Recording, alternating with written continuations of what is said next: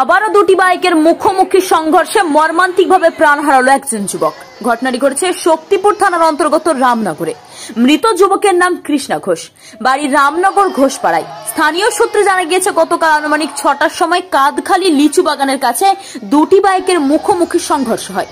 ঘটনাস্থলে কৃষ্ণা ঘোষ সহ দুই বাইক আরোহী মারাত্মকভাবে জখম হয়।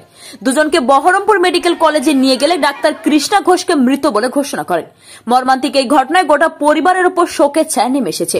মর্মান্তিক পথ দুর্ঘটনায় বাড়ির একটাই ছেলে এভাবে ছেড়ে চলে যাবে কখনোই মেনে নিতে পারছেন না গোটা পরিবার। আজ সেই কৃষ্ণা ঘোষের নিথর দেহ তার নিজ বাড়িতে আসতে তাকে শেষবারের মতো এক নজর দেখার জন্য কাতরে কাতরে লোক দাঁড়িয়েছিল। এক্সক্লুসিভ সেই করুণ দৃশ্য দেখাবো আপনাদের আমাদের এবি নিউজ বাংলার পর্দায়। Bureau report AB news Bangla. मुझे नहीं जाना माँ। तू चुप कर। ये गोल्ड घर पड़े पड़े अंडे तो नहीं देगा ना। ये लोन तेरे बिजनेस को आगे लेके जाएगा। लेकिन माँ तू टेंशन मत ले, मैंने सब रिसर्च कर ली है। रेट ऑफ इंटरेस्ट बहुत ही कम है और 0 प्रोसेसिंग फीस। भैया आगे से उल्टे हाथ मोड़ लेना। आपको पीएनबी जाना है ना? अरे घबराइए नहीं बहन, 1 नंबर बैंक है। मेरे ऑटो का लोन भी पीएनबी से है। देखा, हमारे बैंक को सब जानते हैं। पीएनबी को तो सब जानते हैं। আমরা শুনলাম যে অ্যাক্সিডেন্ট করেছে আমার ভাই। আর মানে কটা থেকে জানতে পারলেন? 6টার সময়।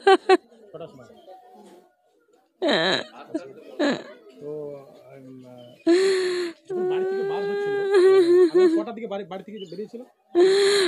20 মিনিট 25 মিনিট আগে। কোথায় যাচ্ছিল? ও লেবার করতে যাচ্ছিল। দিদি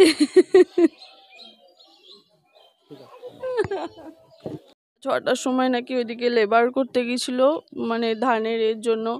তারপরে এরকম ঘটনা ঘটে। একজন এদিক থেকে গিয়েছিল মোটরসাইকেলে, নাকি মদ্যপান করে সেখানে যাওয়ার মাত্র দাদার জোরে অ্যাক্সিডেন্ট করে দাদার বাইকের সাথে।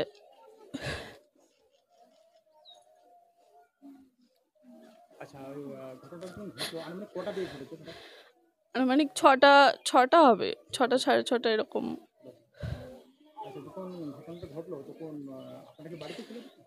হ্যাঁ, আমি শ্বশুর বাড়িতে ছিলাম। তো সেখানে বোন ফোন করেছিল 6:20 হবে এরকম, যে দাদার এরকম অ্যাক্সিডেন্ট হয়েছে। তখন ডেথ হয়েছে ঠিক জানি না আমি। তারপরে 15 মিনিট পরেই শুনি নাকি যে ওর ডেথ হয়ে গেছে ওখানে।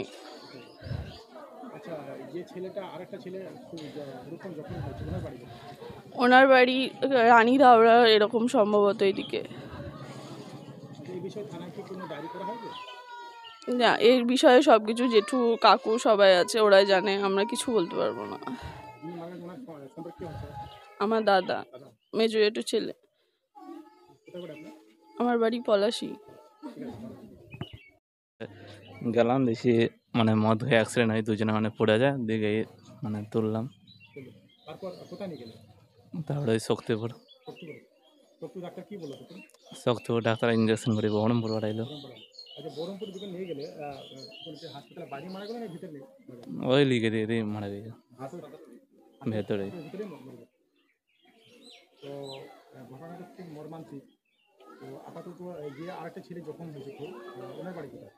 ওই রাজারপাড়া। 10টা ওই ছেলেটারই ছিল, মানে ওর জোরে গেছিল আর ও আস্তে আস্তে আসছিল।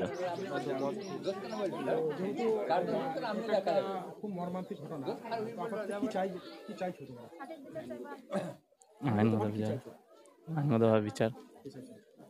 আর যেহেতু একটা সংসারটা পুরো ইনকামের উপর সংসারটা চলছিল, তো সরকারের কাছে কি চাইছো যে সংসারটা যাতে আগামী দিনে যত কোনো ইয়ে না হয়, কোনো সমস্যা না আসে?